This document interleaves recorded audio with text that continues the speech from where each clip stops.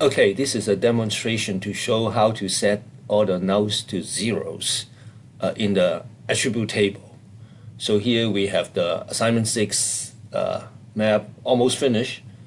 Actually, it's finished, but I reset it back to nulls. So we look at the attribute table here, and we see that after spatial join under the column count here, we have a lot of nulls, right?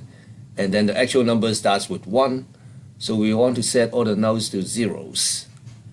So of course you can manually enter each one and enter the 0 there, but then there are too many of them. So we need to select them so that we can get to them.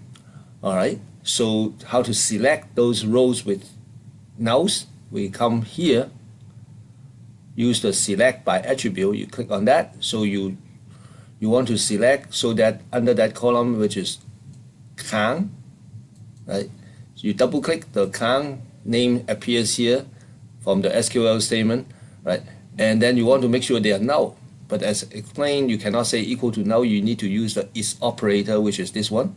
You click on that, the is operator appears here.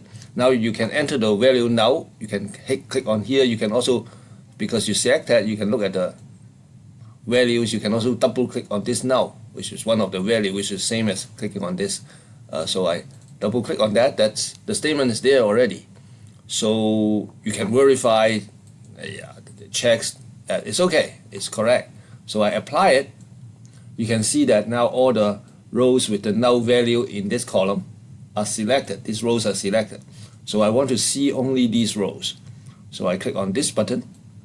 So all those other rows go away. We need to scroll back to here to see that. Yeah, only the nulls appear here. So what I need to do is enter zeros for all of them. So I can easily select this column, right click, and apply the field calculator. Right, the field calculator says count underscore equal to. You can put in a complicated program or the calculation for it, but our calculation is very simple. You just enter 0 in there, and that we're done. Right, so you just apply it, say okay, and we'll take that and put all the zeros in there. And now of course you can go back to see all the different rows. The ones that we didn't apply will not be affected. The ones that was once selected, and I did that with zeros. Right, so of course now I can clear the selection, use this clear selection button, and now we have this completed. So you can close that table and then use it accordingly, and then it will have 0 in there. Okay, I think that's a simple demo to show that. Thank you. I hope it's helpful.